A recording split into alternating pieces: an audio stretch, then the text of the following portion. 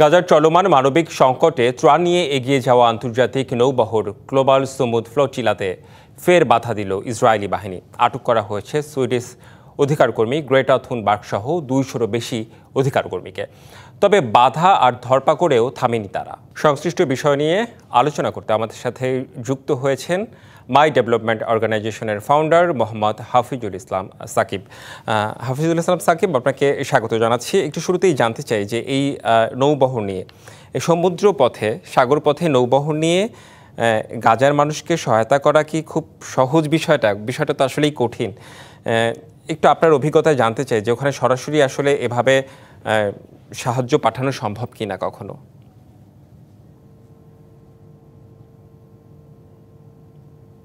Basically দেখা যাচ্ছে যে আমরা যে জায়গাটা হচ্ছে গিয়ে চিন্তা ভাবনা করি যে গাজার ভিতরে আমরা সাহায্য সহযোগিতা গুলো পাঠাই, মূলত গাজার ভিতরে সাহায্য সহযোগিতা গুলো দুইটা দেশ হয়ে যায়। একটা দেশ তো ইতিপূর্বে দেখা গেছে যে তারা চেষ্টা করেছিল জর্ডানের থ্রুতে এবং মিশরের থ্রুতে হচ্ছে গিয়ে কি গাজার ভিতরে প্রবেশ করার, যেহেতু তারা মানবাধিকার কর্মী আছে, এখানে সাংবাদিক আছে, এখানে সবাই নিউট্রাল গ্রাউন্ডের হচ্ছে মানুষজন, এখানে কোনো মানুষজন হচ্ছে গিয়ে কি এমন কেউ নাই যারা হচ্ছে হামাস বা এমন কেউ নাই যারা হচ্ছে গিয়ে কি কোনো ধরনের কোনো অস্থিতিশীল পরিবেশ তৈরি করতে পারে, এরকম হচ্ছে গিয়ে কি গোষ্ঠীর সাথে তাদের সম্পৃক্ততা রয়েছে। তারা শুধুমাত্র হচ্ছে মানবিকতার জায়গা থেকে, শুধুমাত্র তারা যখন দেখছে যে প্রায় 45,000 বা 60,000 কাছাকাছি যখন মানুষ মারা গেছে এবং প্রায় 17 থেকে 18,000 যখন শিশু মারা গেছে, সেই জায়গাটা থেকে হচ্ছে গিয়ে কি জাস্ট তাদের নিজেদের মানবিক একটা জায়গা থেকে তাদের এই প্রচেষ্টা নতুন কোনো কিছু নয়। ইতিপূর্বে আমরা দেখেছি কি যে তাদের এই প্রচেষ্টা 2023 সালেও হচ্ছে গিয়ে কি হান্ডালা নিয়ে 2023 সালের নভেম্বর মাসে হচ্ছে করা হয়েছিল, এবং তাদের প্রচেষ্টা 2024 সালেও হচ্ছে ছিল, এবং এই টাইমে তাদের প্রচেষ্টা হচ্ছে গিয়ে কি সব থেকে বৃহত্তর হয়ে সমুদ্রপথে অনেক মানুষজনকে একসাথে নিয়ে তাদের এই যাত্রা বা এই গ্লোবাল সুমুদ ফ্লোটিলার হচ্ছে গিয়ে যাত্রা করা হয়েছে। এবং আমরা দেখতে পেরেছি যে প্রত্যেকটা every small progress is a progress. প্রত্যেকটা স্মল প্রোগ্রেসের কারণে 2023 সাল থেকে নিয়ে এখন পর্যন্ত 2023 সালে শুধুমাত্র 44 জন ছিল যারা সমুদ্র পথে হচ্ছে গিয়েছিল, কিন্তু বর্তমানে আপনি যদি দেখেন সেটা মানে সংখ্যাটা হচ্ছে গিয়ে 500 ক্রস করে ফেলেছে। এবং আমরা বিশ্বাস করি কি যে এই মানবাধিকার কর্মীগুলো, এই যারা সাধারণ মানুষ আছে, তারা হচ্ছে গিয়ে কি ভবিষ্যতে আরো 1000, 2000, 5000 অতিক্রম করবে।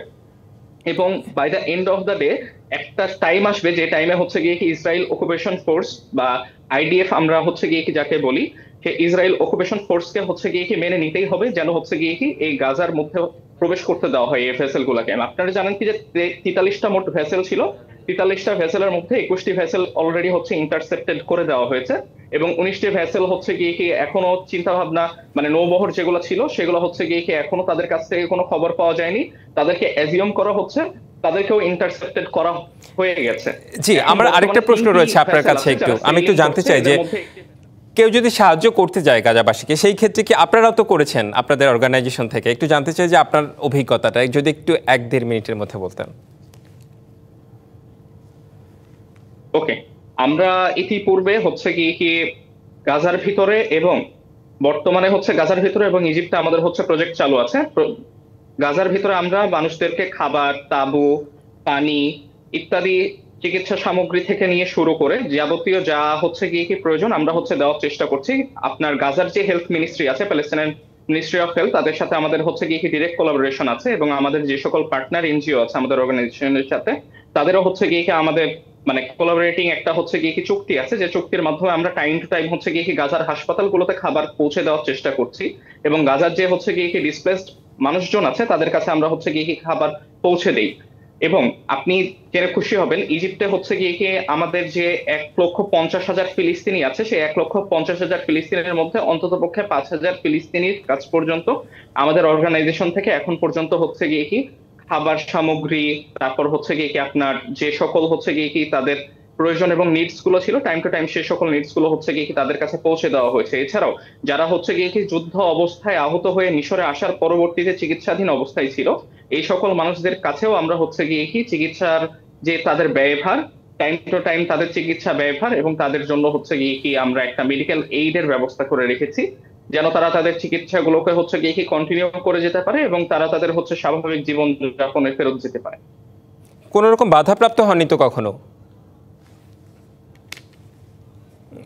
আমরা এখন পর্যন্ত হচ্ছে কোন ধরনের ইজিপশিয়ান গভর্নমেন্ট থেকেও বা হচ্ছে অন্যান্য গভর্নমেন্ট বুঝতে পেরেছি, এখন পর্যন্ত বাধাপ্রাপ্ত হননি আপনারা। আপনাকে অনেক অনেক ধন্যবাদ যুক্ত হবার জন্য।